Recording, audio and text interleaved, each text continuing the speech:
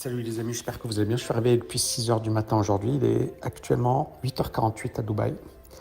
Donc ça fait presque 3 heures de boulot. Alors là, je partage avec vous les propos de Warren Buffett qu'il a tenu en 2011. À l'époque, l'or était sur les plus hauts. On a fait un plus haut en 2012, si ma mémoire est bonne.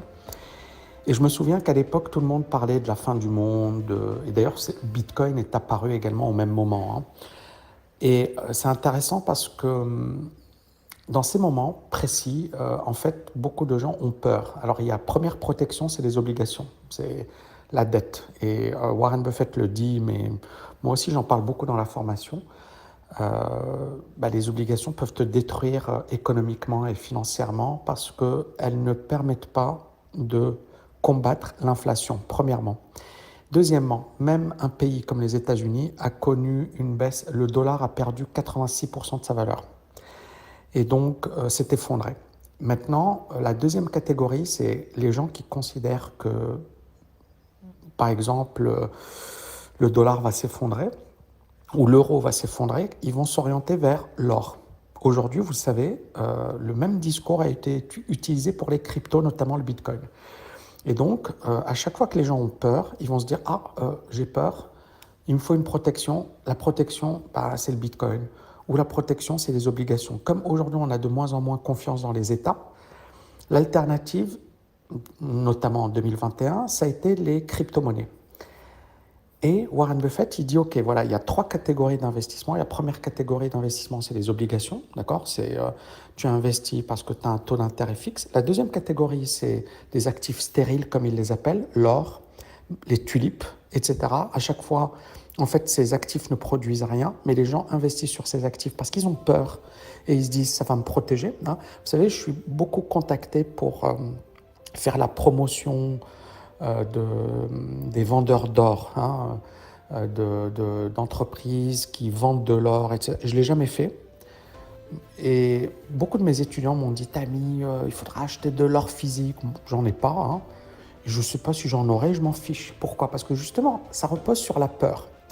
Et j'en arrive à la troisième catégorie. Et Warren Buffett, il dit, OK, il prend des boîtes. Prenons Coca-Cola, prenons McDo. On est bien d'accord qu'on est dans une économie capitaliste. Il faut arrêter de se raconter des histoires, les amis. Il faut arrêter de croire que tout va s'effondrer comme ça du jour au lendemain, etc. Non, non, non, non. On va vers, bien évidemment, une situation plus compliquée. Le monde a changé.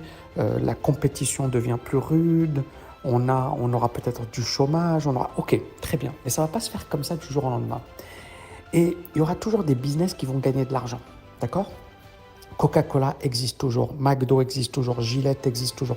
Et ces business, en fait, sont indispensables. C'est-à-dire, je ne dis pas que Coca-Cola, c'est indispensable, vous m'avez bien compris, mais je ne sais pas, moi, Coca-Cola vend également de l'eau en bouteille, ils vendent d'autres boissons, il y a Procter & Gamble, il y a plein de boîtes qui vont vendre des produits qui sont essentiels, qu'on consomme tous les jours. Moi, je ne sais pas, je bois du café, voilà, Nescafé, tous les jours, Nestlé, merci Nestlé, quoi. Tous les jours, on va acheter des produits Nestlé.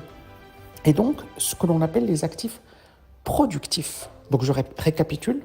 Obligations, d'accord? Donc, c'est monétaire. C'est l'État, il s'endette et tu lui prêtes de l'argent en moyennant des intérêts, sauf que le dollar peut s'effondrer et l'inflation peut grimper. Et donc, tu peux perdre de l'argent. Tu crois que tu te protèges, mais non. Deuxièmement, l'or, le bitcoin, etc., qui sont des actifs, entre guillemets, stériles au sens où ils n'ont pas de vraie valeur, si ce n'est la valeur qu'on leur accorde, d'accord? Donc l'or, ça vaut zéro, comme ça. Tu as 1 tonne d'or, tu es en plein milieu du désert et tu n'as pas d'eau, cet or ne vaut rien, d'accord? Donc, et ne produit rien. Alors que tu as, et la troisième catégorie, ce sont des business qui gagnent de l'argent, qui génèrent des bénéfices et qui produisent, qui apportent de la valeur. Et donc Warren Buffett, il dit, OK, c'est la troisième catégorie que je préfère parce que ces business, ils vont générer de l'argent pour moi. Ils vont gagner de l'argent, ils vont toujours être là. Donc que tu aies des coquillages, que tu aies du dollar, que tu aies, je sais pas moi, la monnaie chinoise, que tu aies du bitcoin, tu t'en fiches. Parce que ces business, vous voyez ce que je veux dire? Supposons que le dollar disparaisse et qu'on ait du bitcoin à la place. OK, super. bah, il faudra bien utiliser ce Bitcoin pour acheter quelque chose. Ça ne sert à rien le Bitcoin, si ce n'est pour acheter quelque chose. D'accord. Et supposons que bah, tu as envie d'acheter quoi? Bah, ce qu'on consomme tous les jours. Tu vas au McDo, tu vas dans un resto, bon, peut-être que tu vas acheter des boissons, tu vas acheter du café, tu vas acheter de l'eau, parce que l'eau, voilà, tu vas, et ça se produit, et c'est en bourse, hein. Il y a des actions qui sont en bourse qui produisent de l'eau. Tu vas acheter du pétrole, tu vas acheter du gaz, tout ça, il y a des boîtes qui le produisent, qui l'offrent. D'accord?